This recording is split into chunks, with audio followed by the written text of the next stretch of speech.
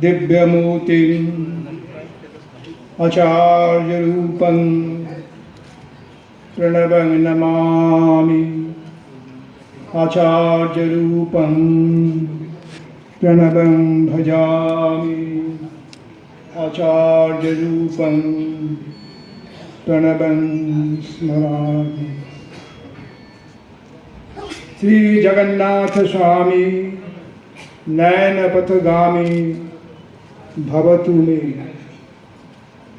ओम भद्रं कर्णेभिः शृणुयाम देवा भद्रं पश्येम अक्षयजत्रा स्थिरैरङ्गैः तुष्टुवंशस्तनुभिः व्यसेम देवहिताय दायो।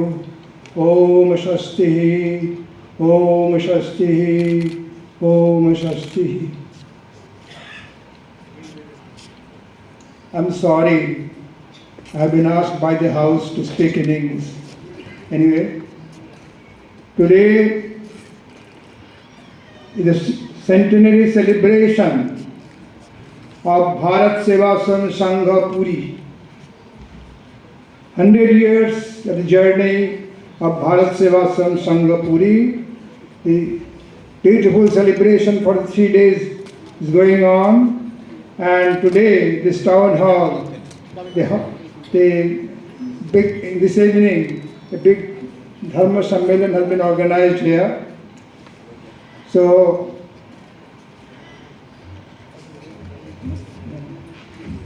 great privilege for us that our Reverend President Maharaj, Bisatmanadaji Maharaj, who is also nearing century, that is, he is completing 100 years within 1.5 years. So it is a great privilege for us that he has come all along from Calcutta to celebrate this holy occasion of centenary celebration of Puri branch of Bharat SevashramSan Sangha. And it is a great holy place, one of the greatest holy place of India, where all the Mahapurushas, all the Rishis, Munis have made great tapasya here in Puri. So it's a great privilege for us. And today we are also proud of the presence of our special guest, who is a member of the Executive Board, Sahitya Academy, Dr. Gaur Haridas, and our respected guests, that is the President Srimati Surama Padhi, Honorable Speaker of Odisha Registered Assembly, and Honorable Law Minister of Odisha as Chief Guest, Prithviraj Haricharan. They are all expected to come within half an hour or so.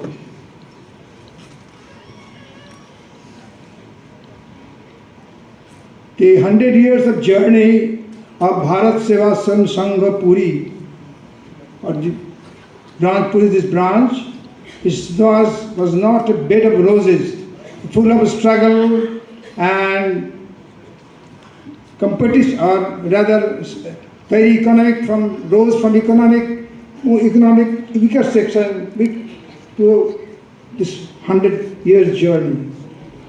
So we thank our previous monks, our leaders, our previous presidents and secretaries, especially Swami Madhavanandaji Maharaj, who also here spent his 30 to 40 years and made big dharmasala and school, textbook library at Puri. Anyway, and you know that Bharat SevashramSan Sangha is a spiritual brotherhood of monks and dedicated workers. The Sangha's, it is a registered organization, the Sangha's activities, everyone knows that whenever there is a flood or famine or earthquake, the Sangha reaches there. So the activities of Bharat SevashramSan Sangha and running up schools and colleges, educational systems and hospitals, charitable dispensaries, mobile medical services, ambulances, etc. is well known. We have hundreds of tirthashrams where pilgrims stay there for a safe shelter and performance of religious rites. In addition, we are running hundreds of tribal centers, tribal welfare centers where nearly 5,000 children get free education, that is residential education, especially at Jharkhand, Odisha. We have more than 30 centers in Jharkhand, Odisha, Arunachal Pradesh, Tripura, Nagaland, Assam, and then Gujarat, Bengal also. So these activities we are all familiar, and you know the Bharat SevashramSan has been the government of India has exempted the Bharat SevashramSan from paying income tax. Our income tax commissioner sir is sitting here. So exempt by under section 80G, donors are exempted from 80G and allowed section 1023C, etc. And we are all very much felicitated by the CSR facility, etc. And the UNESCO, we have received the UNESCO status from the United Nations since 2008 or something like that, 2008. So these are facilities. But who is the founder of Bharat SevashramSan? It is Swami Pranavanandaji Maharaj. It was in 1896 that India saw the emergence of an exceptional yogi, a great saint, a great social reformer in the village Bajitpur, now in Bangladesh, and which was described by a great philosopher of Oxford University as if a sunrise in the east. He arrived in this world to spread the ideals of ancient Indian culture and tradition. He attained the siddhi, or the most spiritual topmost siddhi at the age of 20 by dint of his rigorous spiritual practices and austerities.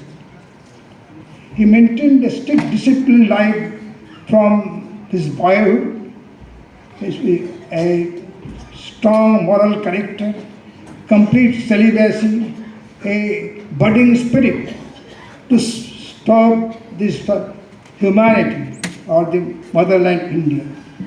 And it was a budding spirit also, and he was an embodiment of self-sacrifice, self-control, sense-control, and adherence to truth. In this process, it developed in him a soul so pious, a heart so kind, a behavior so much touching, and a budding spirit to serve the motherland, and the bubbling ideas of great to save the Indian ancient Indian culture, especially the Hindu Dharma, Sanatana Hindu Dharma.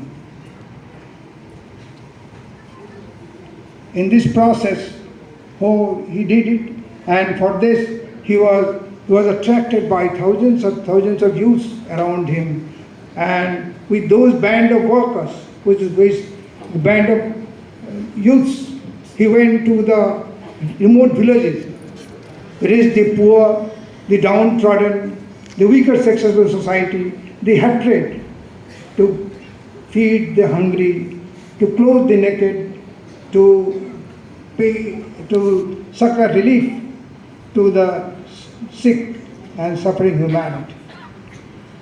And he also brought them in the mainstream of these backward class and remote villagers, or those who were called scheduled castes and tribes, who were hated by the our so-called society, or so he struggled hard and against the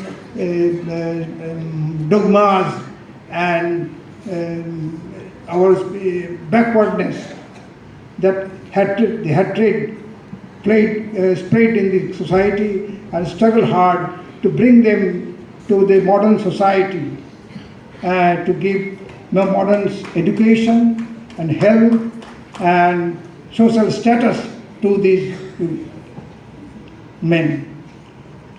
So in this way, we find that Swami Bisatmanadaji Maharaj, from his very beginning of his life, he started these activities.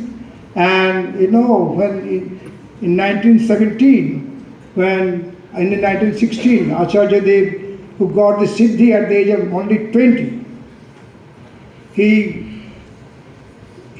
uttered, it is an age of universal synthesis, it is an age of universal emancipation, it is a universal Mahamilap, Mahasamannaya, Mahamukti. So, and he will universal awakening. So in this way, Acharya Dev, his first work was to make India, thousands years of slavery, India was suffering from the Muslims, non-Muslims and Pathans and other thousands years of slavery had destroyed our whole culture, our whole tradition, our economics, our education, everything was destroyed. Our holy places were destroyed. And Acharya Swami Bisatmanadaji Maharaj was at the time only age of 20. Vinod Brahmachari declared that I will give freedom to India. It was 1917, something like that. And at that time, after the First World War, it was said that the British regime has no sunset. And Acharya Swami Bisatmanadaji Maharaj, at that paltry age, declared it. Not only declared it, he declared it was his duty.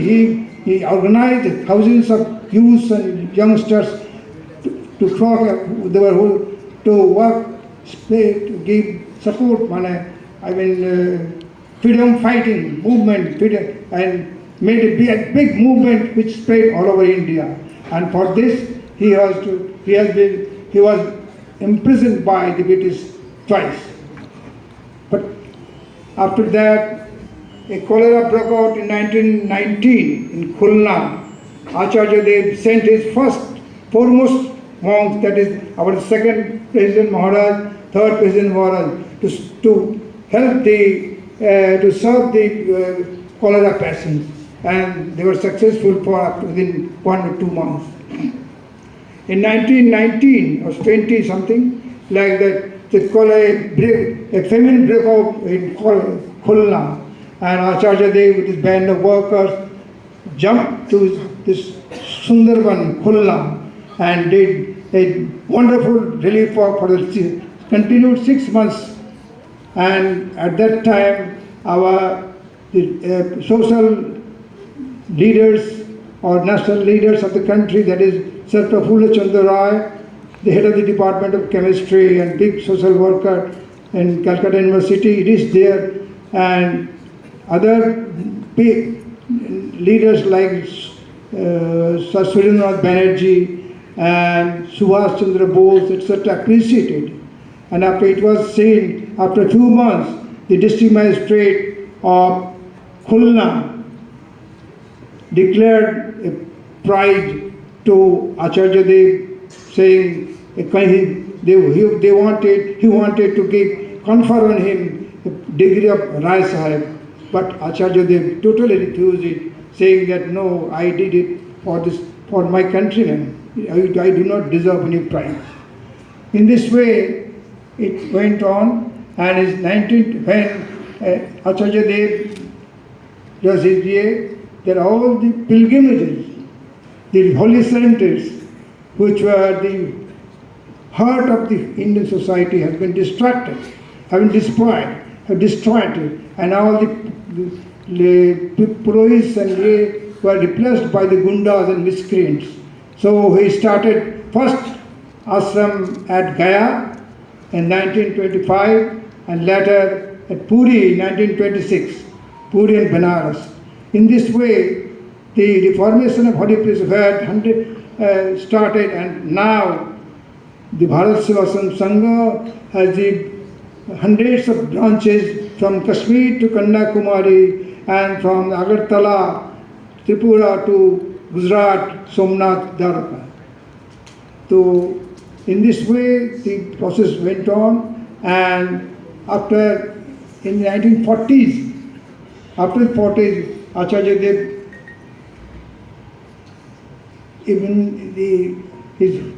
after his pari, the Bharat SevashramSan Sangha, which just before the independence or the 1940s, it is very peculiar condition of Bharat, of India, because the Britishers extracted money, everything from India, and I told that they have no sunset in their region, they resigned, and after Second World War, they were reduced to only 102 square miles, several hundred square miles there. So they have extracted everything and make India pauper, and then they freed India. And another blow that India was just divided in three parts: West Pakistan, East Pakistan, and India. And for that, India suffered a lot. 100 millions of refugees from Bangladesh, East Pakistan and West Pakistan, Punjab, reached India, and Bharat SevashramSan Sangha boldly faced those refugees from 1950 to 1971 it was freed, it made Bangladesh in 71. In this process, wherever there was flood or famine, the Bharat SevashramSan Sangha did, and you know, everything was hearing before that in the 1999 great super cyclone at Cuttack, when it was hit, the Sangha did a miracle job by service, by staying here for 6 months, and the government, the district magistrate allotted the Baravati stadium for us to restore the relief materials and stay our monks and volunteers. In this way, the Sangha is doing tremendous job for the national upliftment, for the national building, to serve the nation. It is a great Swami Acharya Sahib Maharaj, the great social monk, spiritual base, but he served throughout full life, and the Bharat SevashramSan is still doing that social work from core of their heart. Wherever there is flood or famine, it was a few months back, there was heavy flood in Uttarkashi and Gangotri. Then there was after a few days there was serious flood in Jammu Kashmir, then in Punjab, and later after 1 month there was heavy destruction in Bengal, that is in Dhupguri, the Moinaguri, etc. So the Bharat SevashramSan Sangha reached everywhere. In this way, the aim of the Bharat SevashramSan Sangha is to serve the suffering humanity. It is his aim that the service to humanity is service to God.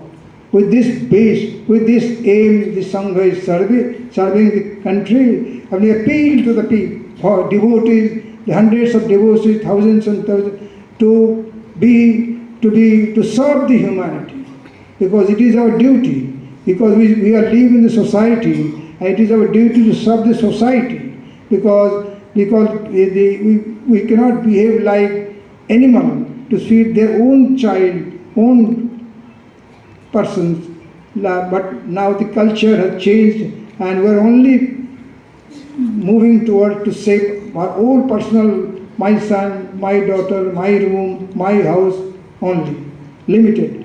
So unless because you are man, human society, every man is social animal, so we have to work for society. Acharya Dev has given the light, given the soul, the path that to serve this humanity, serve the suffering humanity, and then the peace will come. Peace is not bought. Everyone wants to bring peace in mind. You have to serve the people, serve the other people, to serve the suffering humanity, so that you may be very peace and calm. So Acharya Dev, I took many time, long time. So I will take Acharya Dev's clarion call to the nation to serve the humanity, to serve the society, the wicked, the downtrodden, and to get peace in mind. With these things, I folded down. Om Shanti, Shanti, Shanti.